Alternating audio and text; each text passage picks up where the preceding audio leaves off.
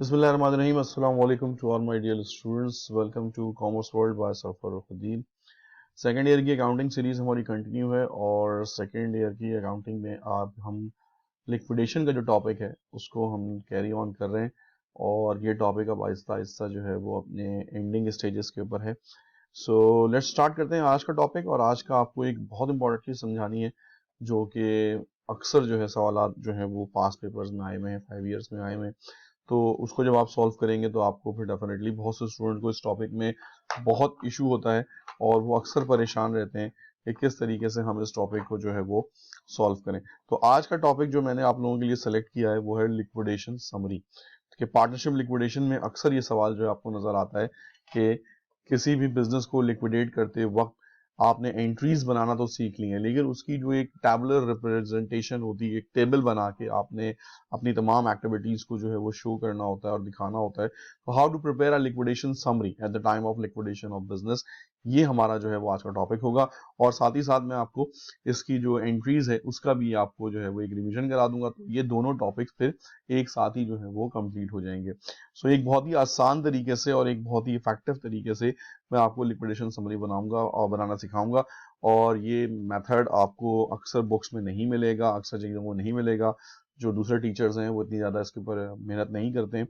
तो मैंने इस चीज़ को जो है वो एक बहुत ही इंपॉर्टेंट तरीके से अपने स्टूडेंट्स के लिए तैयार किया है। तो इससे पहले कि हम आज का टॉपिक शुरू करें, आइए ज़रा एक क्वेश्चन पढ़ते हैं और फिर उसके बाद आपको बताते हैं। पास्ट पेपर का ये एक सवाल है आपके सामने। The balance sheet of Faraz and Fawad on September 1, 2013 was as follows। Cash दिया हुआ है आपको 36, अदर एसेट्स दिए हुए 144, अकाउंट्स पेबल दिए हुए आपको 90 या 20, फराज का कैपिटल है 70, फवाद का कैपिटल है 90। On this date they decide to liquidate their business, other assets were sold for rupees 2 lakh। ठीक है जी। तो अदर एसेट्स अगर आप देखें तो आपके पास वो सोल्ड हो रहे हैं, सेल हो रहे हैं आपके पास 2 लाख रुपए में। और तो अदर एसेट्स की अगर आप एक्चुअल वैल्यू देखें तो ये एक्चुअल वैल्यू आपको मिल रही है 144, और ये जब आप सेल कर रहे हैं तो आप ये सेल कर रहे हैं 2 लाख में। इट मींस दैट कि आपको इसके ऊपर जो है वो 6 और 5 56,000 का जो है वो आपको इसके ऊपर जो है वो गेन मिलेगा at the time of realisation. Liabilities were paid off, liabilities सारी की सारी पे कर दी। And available cash was distributed between the partners, और जो कैश आपके पास बचा हुआ है वो आपने पार्टनर्स में डिस्ट्रीब्यूट कर दिया। The share profit and loss in the ratio of 3:2। तो इसका मतलब फराज का रेशियो हो गया 3 और फवाद का रेशियो हो गया 2। तो ये इसका जो है वो आपके पास रेशियो भी गिवन है। Now the topic that we are going to conduct today, that is liquidation summary. How to prepare a liquidation summary, और इसको आप किस तरीके से तैयार करते हैं। It's a very easy one, लेकिन थोड़ा सा आपको इसमें एफर्ट करने की जरूरत है, थोड़ा सा लेंथी टॉपिक है, but it's a very easy one. तो स्टार्ट करते हैं जनाब लिक्विडेशन समरी, और फिर उसके बाद उसी समरी को सामने रखते हुए जो है वो हम एंट्रीज भी जो है वो इसकी तैयार करेंगे। सो लिक्विडेशन समरी बनाने के लिए आप एक फ्रेश पेज के ऊपर जितने भी आपके कॉलम्स थे, आपको जो बैलेंस शीट में गिवन थे, वो आपने बनाने हैं साथ में। जैसे हमारे पास बैलेंस शीट में देखें तो हमारे पास जो है वो कैश जो है वो गिवन था, अदर एसेट्स गिवन थे, accounts payable, capital of Faraz, capital of Fawad, और दो अकाउंट्स या दो कॉलम्स हम इसमें न्यू बनाएंगे। जो हमेशा बनेंगे एज इट इज बनेंगे। सबसे पहला कॉलम डिटेल्स का और सबसे आखिरी कॉलम रियलाइजेशन अकाउंट का। तो इसका मतलब ये हुआ कि ये दो कॉलम जो हैं, ये दोनों फर्स्ट और लास्ट, ये तो परमानेंट कॉलम है, लेकिन जो बाकी कॉलम है वो डिपेंड करेंगे कि जो जो अकाउंट्स आपके पास बैलेंस शीट में गिवन है। तो हमने क्या किया कि हमने cash, other asset, accounts payable और दोनों कैपिटल को मिला के एक टैबुलर फॉर्म जो है वो तैयार कर ली। मेरे लिए लाइंस खींचना थोड़ा सा प्रॉब्लम हो रहा था, तो अगर आप चाहें तो इसकी जो एक मार्जिन होती है वो भी आपने जो है वो खींच लेनी है, तो एक टेबल जो है ये आपके सामने जो है वो प्रिपेयर हो जाए। Now what you have to do, सबसे पहले आप इसके बैलेंस लिख लेंगे। जो भी बैलेंस शीट आपको बैलेंस शीट में आपको बैलेंस गिवन थे वो आपने एज इट इज पुट कर लिए। कैश का बैलेंस आ गया, अदर एसेट्स आ गए, अकाउंट्स पेबल आ गए और दोनों के कैपिटल आ गए। तो ये हमने क्या किया कि जो भी बैलेंस शीट की इनिशियल वैल्यूज गिवन थी, कैश, अदर एसेट्स वगैरह की, ये आपने इसके अंदर जो है वो पुट कर ली। अब आपने क्या करना है कि अब आपने वन बाय वन करके पूरी की पूरी जो आपकी एंट्रीज की सीक्वेंस होती थी उसको आपने सॉल्व करना है। सबसे पहले अगर आपको याद हो तो हमने अदर एसेट्स सेल किए थे। अदर एसेट्स जो हमने सेल किए थे वो हमने किए थे 2 लाख में, जिसकी एक्चुअल कॉस्ट थी 144। तो 144 के एसेट्स जब 2 लाख में सेल होंगे तो डेफिनेटली आपको जो है वो इसमें बेनिफिट मिलेगा, आपको इसमें गेन होगा। तो हमने यहाँ पर ब्लू पेन से एक लिख लिया जनाब, सेल ऑफ एसेट। जब एसेट सेल करते हैं तो आपको कैश मिलता है, तो कैश के कॉलम में हमने 2 लाख रुपीस ऐड कर दिए। अदर एसेट्स आपके पास से सेल हो गए तो ये आपके पास से -144 हो गया, और रियलाइजेशन अकाउंट में 56,000 आ गए हमारे पास। तो 56,000 जो कि हमारा गेन हुआ था उसको हमने रियलाइजेशन अकाउंट में जो है वो हमने डाल दिया। अब आपने जब ये ट्रांजैक्शन कंप्लीट कर ली तो फिर आपने दोबारा से बैलेंस फाइंड आउट करना है कि अब हमारे पास बैलेंस की क्या सूरत हाल हो गई है। कैश की वैल्यू 36 पहले से था, 2 लाख कैश और आ गया, तो now the cash become 236। Other assets 144 के थे जो कि सेल हो गए सारे के सारे, तो other assets become nil. No change in accounts payable, no change in both capital, और रियलाइजेशन अकाउंट में 56,000 जो है वो हमारे पास मौजूद हैं। तो हमने क्या करना है कि हमने हर ट्रांजैक्शन को सॉल्व करने के बाद जो नेक्स्ट बैलेंस है, जो अवेलेबल बैलेंस है, वो हमने जो है वो फाइंड आउट करना है। Now the next step is after that, जब आप इसको सेल कर चुके हैं तो फिर आपने रियलाइजेशन अकाउंट को क्लोज करना होता है। रियलाइजेशन अकाउंट में 56,000 पड़े हुए जो कि अल्टीमेटली कैपिटल में जाएंगे, और कैपिटल का रेशो जो है वो आपको उन्होंने पहले से ही दिया हुआ है। Capital ratio is 2:3। तो 2:3 के रेशियो के अंदर जो है वो आपने इनमें डिस्ट्रीब्यूट कर देना। तो डिस्ट्रीब्यूशन ऑफ रियलाइजेशन में 33,600 एक जगह पर आ गए और 22,400 एक जगह पर आ गए। अगर आप इसको कम करना चाहें तो मैं इसकी कैलकुलेशन शो कर देता हूं। 2 + 3 का रेशियो गिवन है, तो अगर हम सम ऑफ द रेशियो बना दें तो ये बन जाएगा 5। तो हम इसको कर देंगे 2/5 और इसका हो जाएगा 3/5। तो 2/5 और 3/5 के जब आप मल्टीप्लाई करेंगे 56,000 से तो डेफिनेटली आपके पास ये दोनों वैल्यूज आ जाएंगी। अच्छा, 56,000 हमारे पास जो था वो पॉजिटिव में था, तो अब मुझे इसको क्लोज करना है तो मैं इसको नेगेटिव में ले लेता हूं। अगर ये लॉस होता तो नेगेटिव वैल्यू को पॉजिटिव में ले लेता, तो फिर डेफिनेटली माइनस प्लस कैंसिल हो जाते और हमारे पास बैलेंस निल हो जाता। Now let's come towards the balance again. अब दोबारा बैलेंस निकालते हैं। कैश में कोई चेंज नहीं, cash will remain at 236। Other assets पहले ही निल हो गए थे। अकाउंट्स पेबल में 20,000 अभी भी अवेलेबल है। Capital of Faraz originally it was 70,000 और फिर उसके ऊपर आपको 36 का गेन मिल गया, तो now the capital become 103,600। Similarly capital of Fawad 90,000 पहले से था, 22,000 का इस पे गेन हो गया 400 का, तो नाउ इट बिकम 112,400, यानी कि रियलाइजेशन का गेन ट्रांसफर करने के बाद इनके कैपिटल में जो है वो इजाफा हो गया। और डेफिनेटली यही इसकी डेफिनेशन भी है कि जब आपके पास बेनिफिट होता है, जब आपके पास गेन होता है, तो आपका कैपिटल जो है पार्टनर्स का इंक्रीज कर जाता है। रियलाइजेशन बिकम निल, रियलाइजेशन आपके पास 0 हो गई। Now the next step is to payment of liability. Liability pay करनी है। लायबिलिटी आपको पता है कैश की फॉर्म में पे की जाती है।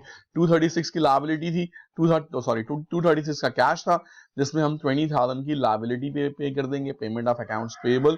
तो 20,000 कैश हमारे पास से चला जाएगा और 20,000 की लायबिलिटी हमारी डिक्रीज हो जाएगी। Now come towards the balance again. Now the balance become 216. Other assets पहले ही 0 थे, अब अकाउंट्स पेबल भी 0 हो गए। Capital of Faraz 103,600, 112,400 and realisation account is nil. तो अब आपके पास यहां तक आते आते अब आप देखें तो सिर्फ और सिर्फ आपने वही काम किया है जो आप पहले जर्नल एंट्री में कर रहे थे। कोई उसमें नई चीज नहीं है। वैसे ही एसेट सेल करना, वैसे ही जो है वो रियलाइजेशन का गेन या लॉस कैपिटल में शिफ्ट करना, वैसे ही लायबिलिटी पे करना। फर्क सिर्फ ये है कि जो काम आप पहले एंट्री या जर्नल में कर रहे थे वो अब आपने एक टेबल की फॉर्म में और एक टैबुलर रिप्रेजेंटेशन की फॉर्म में आपने उसको बनाना शुरू कर दिया है, जिसकी वजह से इसको लिक्विडेशन समरी कहा जाता है।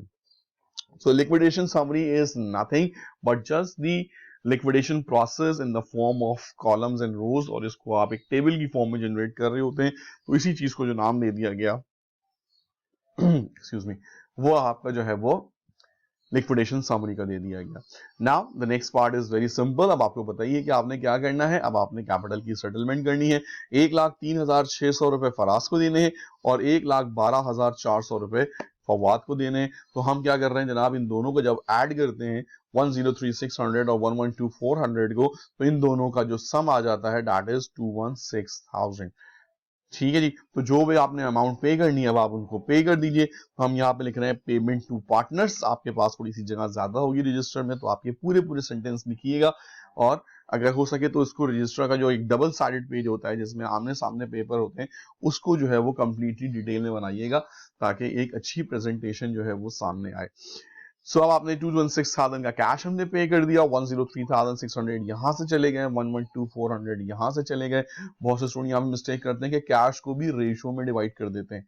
याद रखिएगा कैश कभी भी रेशियो में डिवाइड नहीं होता। कैश हमेशा अवेलेबल अमाउंट के साथ जो है वो डिवाइड होता है कि जिसको जितने पैसे देने होते हैं वो हमने जो है वो पे करने होते हैं। अगर आप इसको रेशियो में करेंगे तो आपके अकाउंट्स प्रॉपरली क्लोज नहीं होंगे।